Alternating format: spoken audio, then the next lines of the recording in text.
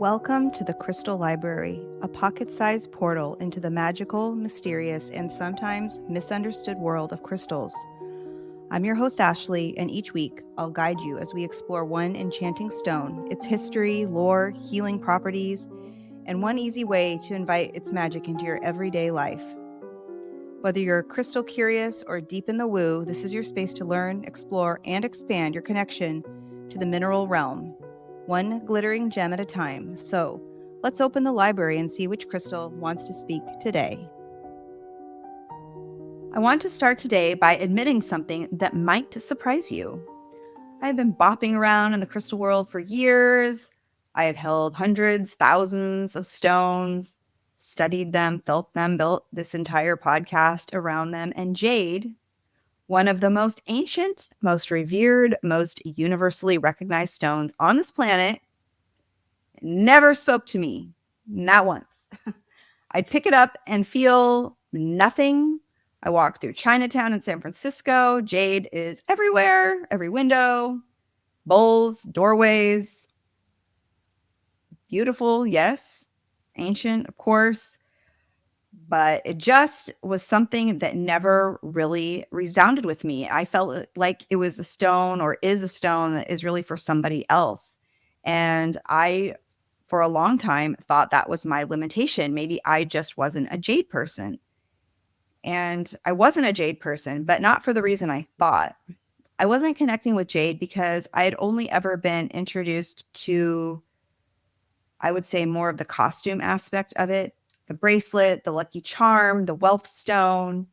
And here's the thing about jade that almost nobody in the Western world, Western crystal world, will tell you. The stone we call the luck stone, the stone that gets marketed as abundance, prosperity, good fortune. That same stone was placed in the mouths of the dead across at least 3 unconnected civilizations. It lined the burial chambers of Chinese emperors. It was carved into funeral weapons, an ancient Māori tradition. It escorted Maya rulers into the underworld. The luckiest stone in human history is also the most consistently death-adjacent stone in human history. And that is not a contradiction. That is the whole point. Today on Big Crystal Energy, we are going into the real jade. Not the jade you will find on a Lucky Charm keychain, not the jade a wellness influencer is telling you to put in your water bottle, the jade that 7,000 years of human civilization trusted with their most sacred threshold, the moment of death itself. Because here is what those ancient cultures understood that we have almost entirely forgotten. You cannot receive what jade truly offers without first being willing to release something. And sometimes, most times, what needs to be released is a version of you. I am Ashleigh, and this is Big Crystal Energy, the podcast for people who are done with surface level spirituality and ready to go all the way in. This is the Crystal Library, and today we go into jade. Let's start with something that most crystal books mention in passing, but almost nobody actually stops to think about. Jade is not one stone. What we call jade is actually 2 completely different minerals, jadeite and nephrite. Different chemical compositions, different geological histories, different hardness, different rarity. Jadeite is rarer, harder, more translucent. It's the brilliant emerald green you see in high-end jewelry. Nephrite is softer, creamier, more widely available. It's what most of us are actually holding when we think we're holding jade. 2 entirely different stones, one name. And I'll be honest with you, I did not know any of this until I sat down to research this episode. I had no idea that what I was calling one thing was actually 2 completely different minerals with 2 completely different geological histories. Because if I didn't know someone who studies this all the time, who talks about crystals all the time, how many of us are walking around holding something we fundamentally misunderstand? And here's the part that really blows my mind. Scientists didn't formally distinguish them from each other until 1863, which means that for thousands of years, for the entirety of ancient Chinese civilization, for the Maya, for the Maori, humanity was revering something it couldn't like fully define, couldn't separate, couldn't categorize, and it didn't matter. The experience was real. The sacredness was real and the power was undeniable, even when the science wasn't there yet. Now I want to talk about a word, jade. Where did that word come from? Because it didn't come from China. It didn't come from the Maya. It didn't come from 7,000 years of human reverence for this stone.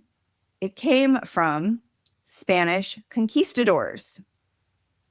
When Spanish colonizers arrived in Mesoamerica and observed indigenous people pressing green stone against their bodies, against their sides, their hips, their kidneys, for pain relief, they named what they saw Piedra de Hijada. Okay, I'm probably butchering that.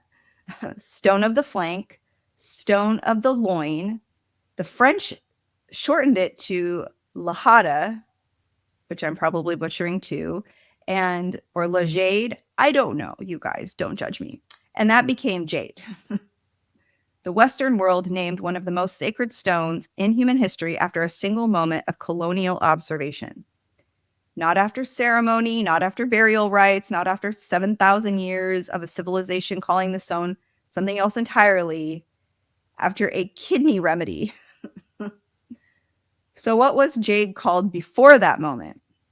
Well, in China, where nephrite had been carved into ritual objects since at least 3500 BCE, it was called yu, spelled Y-U. And yu didn't mean lucky. It didn't mean prosperous. It didn't mean good fortune. Yu meant heaven. Heaven made material. Heaven held in the hand.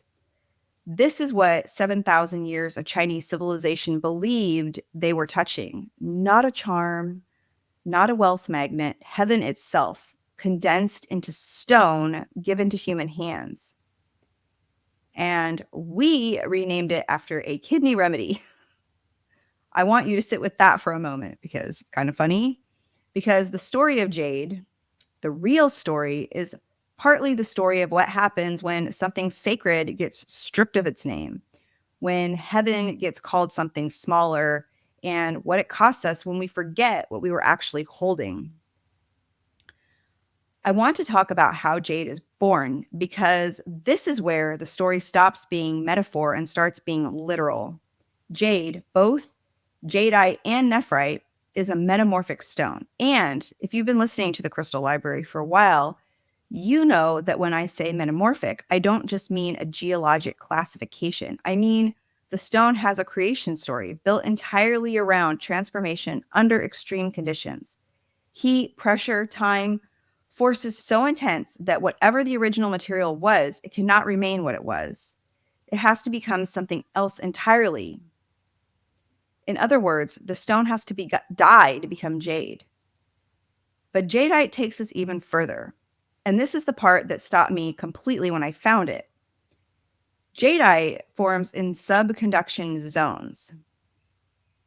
If you're not familiar with that term, neither was I. A subconduction zone is where one tectonic plate is being pushed underneath another, where the ocean floor literally descends into the Earth's mantle, where one geological world is consumed by another. It is in the most literal scientific sense a place of geological death. And at that exact threshold, at that exact precise point of descent and destruction, under pressures most stones would shatter under, jadeite crystallizes. The stone we call heaven was born at the point where one world was being swallowed by another. There is something else about jade that most people don't know. Jade is one of the toughest stones on Earth, and I want to be clear here because toughness and hardness are not the same thing. Hardness is how resistant a stone is to being scratched, and toughness is how resistant it is to breaking. Jade's crystal structure is so intricately interlocked the crystals growing into each other so tightly, so completely, that the stone becomes almost impossible to shatter. This is why ancient cultures used it to make weapons and tools, not because it was the hardest material available, but because it would not break under pressure. The stone that was forged by pressure holds its form under pressure. And then there is the green, that signature jade green, the color that has made this stone recognizable across every culture that has ever touched it. That green comes from iron and chromium transforming inside the stone during its formation. The color of life, of spring, of renewal is literally the product of extreme conditions working on raw material over millions of years. So, before a single human hand ever placed jade in a burial chamber, before any emperor, any Māori chief, any Maya ruler ever trusted it with their dead, the stone had already done the work itself. Jade is not just a stone that witnesses transformation. Jade is a transformation.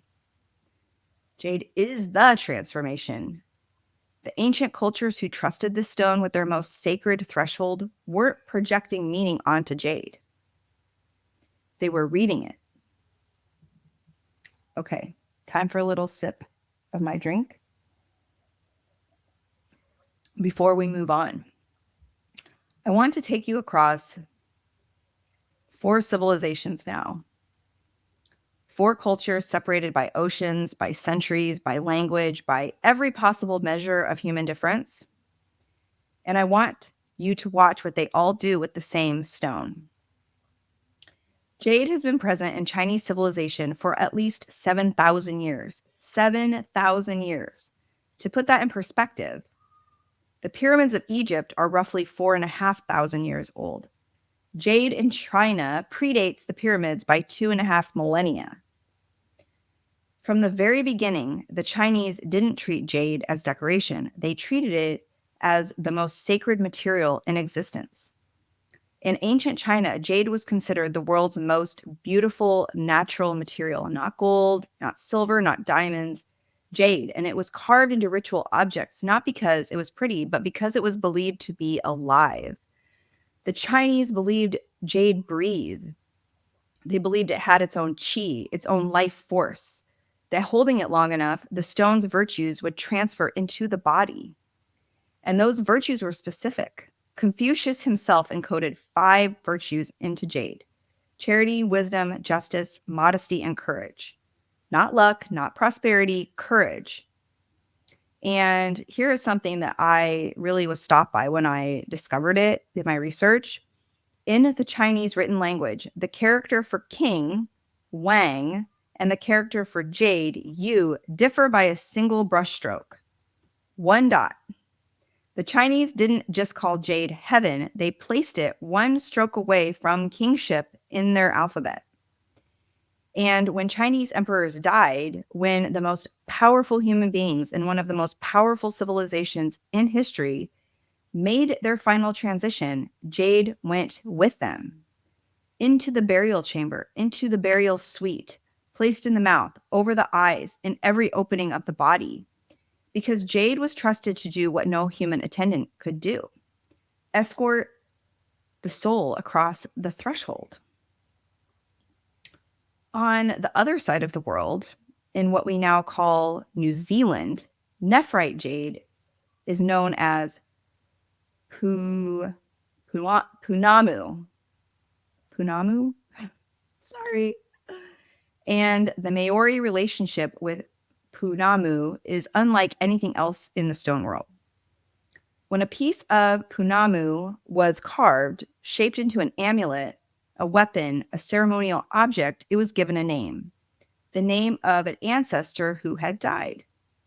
The Māori believed that the stone could hold the spirit and wisdom of that ancestor, that the person who carried the Punamu was carrying their ancestor with them.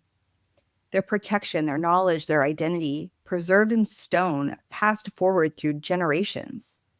Chiefs carried Punamu weapons not just as status symbols, but as lineages made physical. And when tribes came to peace agreements, When two groups who had been in conflict chose to end it, Punamu was exchanged between them as the seal of that covenant. Think about what that means. The most binding promise you could make was made in jade, because jade held the dead, and the dead do not lie. The Maya called Jade the sovereign of harmony.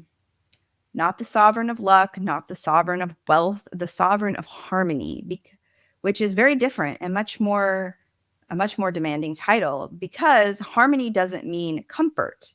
Harmony means everything in its right relationship, including the parts that are painful, the parts that are ending, the parts that need to be released. The Maya valued jade above gold, above every other material available to them. And like the Chinese, they placed jade in the mouths of their rulers at the moment of death. And just stay with that for a moment, because the Chinese and the Maya had no contact with each other, no shared trade routes, no common ancestry, no way to have exchanged this practice. And yet, both civilizations, separated by an entire ocean, arrived at the same ritual.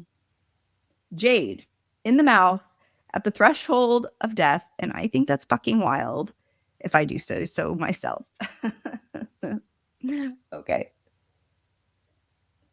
So, when Tsar Alexander III of Russia, one of the most powerful rulers in the 19th century of Europe, died, his sarcophagus was carved from Nephrite jade. Not marble, not gold, not the finest European stone available, jade, because even in Imperial Russia, even at the height of Western civilization's power, something in the human instinct knew what jade was for. 4 civilizations, 4 corners of the human world, China, New Zealand, Mesoamerica, Russia. Jade has not been telling us it brings luck for 7,000 years. Jade has been telling us something much older, much harder, and much more honest than that. It has been telling us that it knows the way through. Talk about a liminal stone, right? So let's talk about the luck. I'm not dismissing that. The abundance associations are real. The prosperity stories are real. People have worn jade for generations and experienced genuine good fortune. I'm not here to tell you that's false. I'm here to tell you that we've had the mechanism completely wrong. Jade does not add luck to your life. Jade removes everything that's preventing you from recognizing the life you already have. Think about what every culture we just walked through actually understood about this stone. The Chinese didn't place jade with their emperors because they wanted the emperor to be lucky in the afterlife. They placed it there because jade knew how to hold what was real, the soul, the virtue, the essential identity, and carry it across the threshold intact. The Māori didn't name Punamu after their ancestors because they wanted good fortune. They did it because they trusted jade to hold something true about a person, their wisdom, their spirit, long after the body was gone. Jade has always been in the business of knowing what's real and preserving it across impossible transitions. And that is exactly what it does for the living. Judy Hall says jade encourages you to become who you really are. And that sounds gentle, aspirational even, but I want you to hear the weight inside that sentence. Becoming who you really are requires the death of who you are not. And most of us are carrying around enormous amounts of who we are not. Inherited identities, conditioned beliefs, stories about money, about worthiness, about what we deserve and what we don't. Versions of ourselves we built for survival that we never stopped wearing, even after the threat passed. The one and only Nicholas Pearson notes that in his book that jade specifically helps break free from limiting beliefs about money, what he calls the poverty mentality.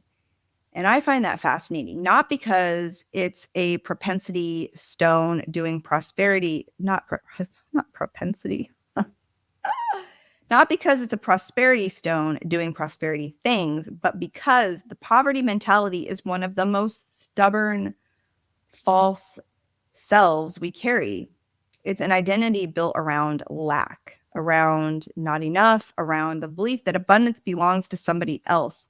And Jade, this stone that has been burying things for 7,000 years, looks at that identity and says, this needs to go in the ground. Remember the 5 virtues Confucius encoded in Jade? Charity, wisdom, justice, modesty, and courage. Courage is not an accident in that list because what Jade is asking of you is not passive. It's not comfortable. Becoming who you really are, releasing false selves, burying the limiting stories, standing in your actual identity about the armor, that takes more courage than most people are prepared for. And this is why Jade never spoke to me standing in a shop window. It's why it didn't call to me walking through Chinatown surrounded by beautiful green stone. I wasn't ready for what it was actually offering. I was looking for a lucky charm, and Jade has no interest in being a lucky charm. What Jade is offering is something far more demanding and far more valuable. It is offering to sit with you in the dark, to be present while something in you dies, to hold what is real and true about you, your actual gifts, your genuine purpose, your essential self, through that transition. And when what isn't you has been properly released, when the false self has been given its burial, what remains is so aligned, so clarified, so precisely you that the universe can finally find you. That's luck. That's the luck. That's always been the luck. Not the gold at the end of the rainbow, recognition, alignment, the world meeting you where you are, because Jade helps you to get there. So how do you actually work with a stone like this? Because if everything we've established today is true, if Jade is not a luck charm, but a threshold keeper, not a prosperity magnet, but a witness to what needs to die, then the way you approach it has to shift completely. You don't pick up Jade and ask for luck. You pick up Jade and ask for honesty. There are 3 ways I want to offer you to begin working with Jade, and I want to be transparent with you. I am beginning this work myself. Jade is new to me in this form, the real form. So what I'm sharing with you is not a practice I've done. It's a practice I'm stepping into alongside you now that I finally understand what I'm holding. The first practice, the Dreamwork. Multiple traditions across Jade's history have identified this stone as a dream stone. The ancient texts describe placing Jade under the pillow or on the forehead before sleep to invite insightful, honest dreams, and specifically to release suppressed emotions through the dream process.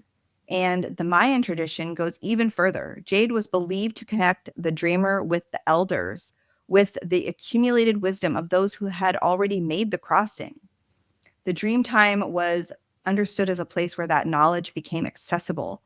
So the first practice is this. Before sleep, hold your Jade, set a single intention, not for a good dream, not for guidance on what specific outcome, on like a specific outcome, but for honesty. Ask Jade to show you what you've been avoiding and seeing, like avoiding seeing, what's living under the surface, what needs acknowledgement before it can be released. Then place it under your pillow or on your nightstand and let the night do its work. Don't force the interpretation in the morning. Just notice. Do some journaling. The second practice, the holding practice. The Chinese believed that holding Jade long enough transferred its virtues into the body: charity, wisdom, justice, modesty, courage.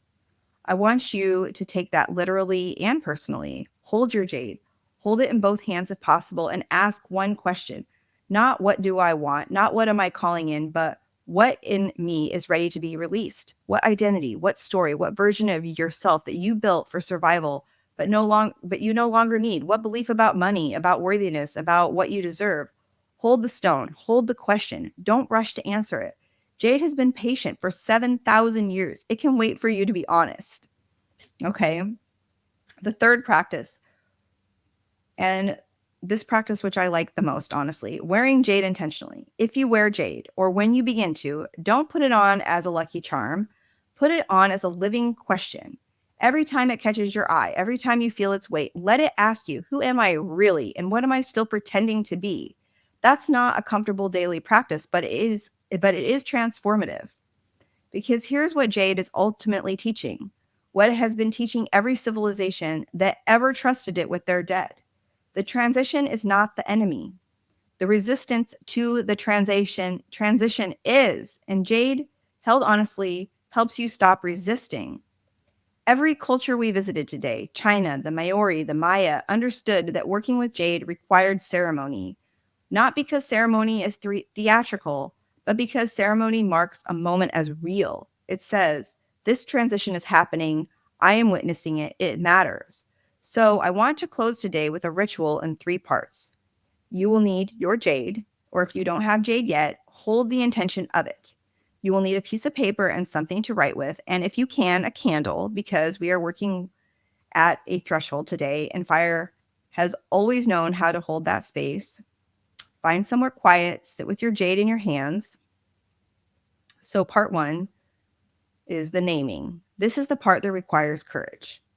The virtue Confucius placed inside jade for a reason. I want you to identify, honestly, one false self you are still carrying, one story, one identity, one belief that was built for survival but is no longer true. It might be the belief that you are not enough, that abundance belongs to other people, that you have to earn the right to be seen, that you were in your worst moment the person who you were in your worst moment is actually the person who you are. Take your time. As we know, Jade is patient. When you have it, write it down. One sentence, as plainly and honestly as you can. Part 2 is the honoring. This is the part most release rituals skip, and it's the most important part. Before you release something, you honor it, because the false self you built, that limiting story, that armor, that contracted identity, it kept you safe at some point. It had a purpose. It was doing its best with what it had. So hold your jade and speak to what you've named. Thank it for what it protected you from. Acknowledge when it served you, and then gently, firmly tell it that its time has passed, that you are safe now, and let it go, that you are handing it to something older and wiser than both of you to escort out. And part 3 is the release. Fold the paper, hold it with your jade for a moment, let Jade witness what's written there, then burn it or bury it or release it to moving water. The method matters less than the intention. What matters is that you are conducting a real ceremony, a real burial, giving something that was never truly a proper ending so that what it genuinely, authentically, courageously has, you have the space to live. 7,000 years of human wisdom placed Jade at this exact moment. Not the lucky moment, not the abundant moment, the honest one. You are in good hands. Next time you walk past a jade bangle in a shop window, the next time you see it stacked in bowls in Chinatown, hanging from doorways, sitting on someone's wrist like it's just jewelry, I hope you see it differently now. I hope you see 7,000 years of human wisdom about what it means to let something die so that something true can live. I hope you see heaven made material, waiting patiently for someone to finally ask the right question. I didn't connect with Jade for years.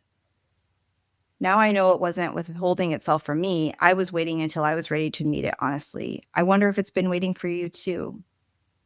If this episode moves something in you, share it, leave a review, send it to someone who you think is ready to hear it. That's how we build something legendary together. I'm Ashleigh. This is Big Crystal Energy. The Crystal Library will be back soon with another stone, another story, another invitation to go deeper than the surface ever goes. Until then, be honest with yourself. That's always where real magic lives. Thank you for visiting the Crystal Library. I hope today's stone offered just the magic you needed. If you loved this episode, share it with your favorite mystic and tag me on Instagram at mystical.mama.ash or at Big Crystal Energy Podcast.